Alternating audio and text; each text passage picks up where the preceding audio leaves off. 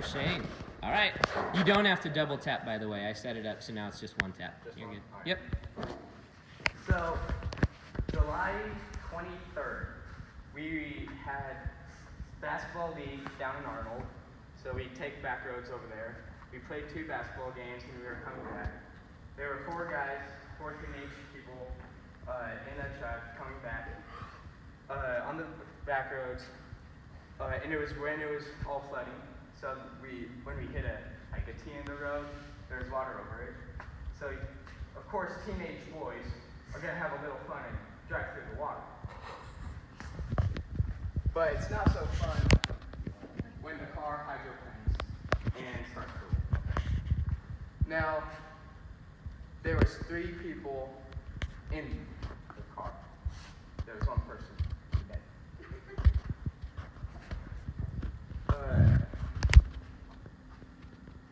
In the bed is the most dangerous place to be because there's no structure to keep you in, so you're going to automatically come out.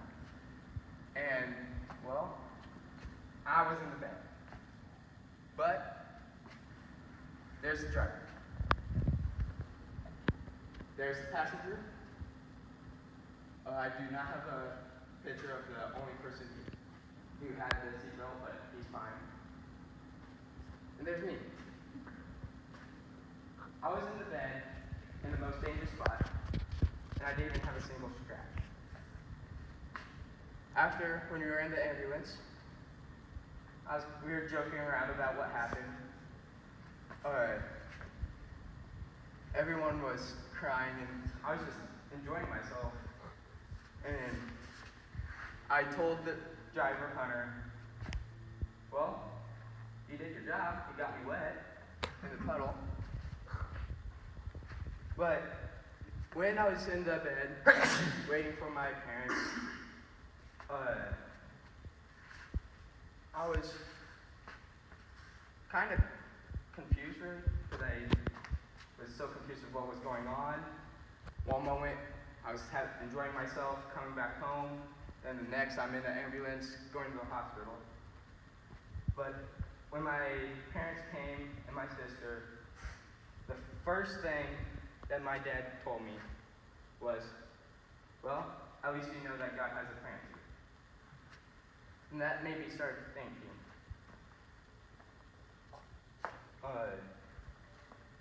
does God actually have a plan for me? Does he actually have a plan for any of us? Well, we see here in Romans 8:28 that God causes everything, like a car crash, to work together for the goods of those who love God and are called according to his purpose or his plan. We can see this come alive in the story of Joseph. Joseph was one of the younger brothers of 12. He was the 11th brother. And when he went to go check on his other brothers, they stripped him of his rich coat.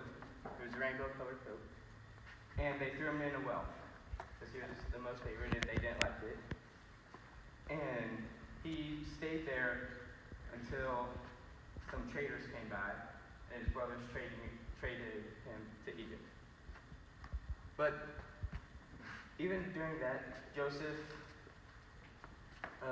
still believed that God was doing that for what he was.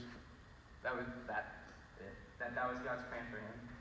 So he still went to Egypt, and then at Egypt he was a servant for a high, rich person.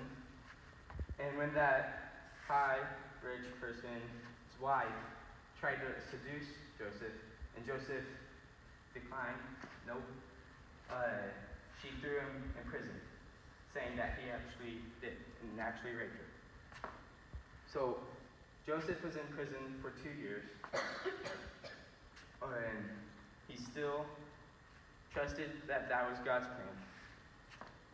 And God gave him an amazing gift to interpret people's dreams. So people would come up to them and ask what their dreams meant, and he would tell them what they meant.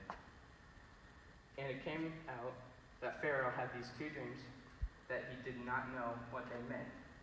So he called Joseph to interpret them. Joseph did. After that, the Pharaoh put Joseph to the head of the council, which only the Pharaoh is a higher ranking than the head of the council. So Joseph went to someone in prison, all the way to the head of the council. Later, Joseph went and was actually put in charge of the whole land of Egypt. With all of that, Joseph never once thought that that wasn't what God wanted. He went to the well. He was in the well. Still trusted God. He got traded. Still trusted God. He got thrown in prison. He still trusted God. Then, through the trusting of him, he became one of the most highest people in Egypt. So what about you? Do you believe that God has a plan for you? Even if one thing goes wrong, do you still believe that He'll has a plan for you? Even like one death, or a car crash, or some people in your family who's gotten sick or something, do you still believe that God has a plan? And what would it look like if we all thought that? If we all lived like God had a plan for you? Go to school, God has a plan. You lived out God's plan at school. You go on a field trip or somewhere, and you live like God has a plan for you, and you show God's plan. I don't want you guys to just forget that God has a plan for you and just live like you don't trust Him or don't want to.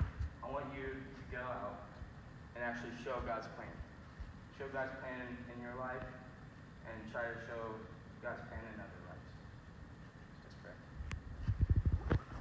Dear God, I pray for everyone in here. I pray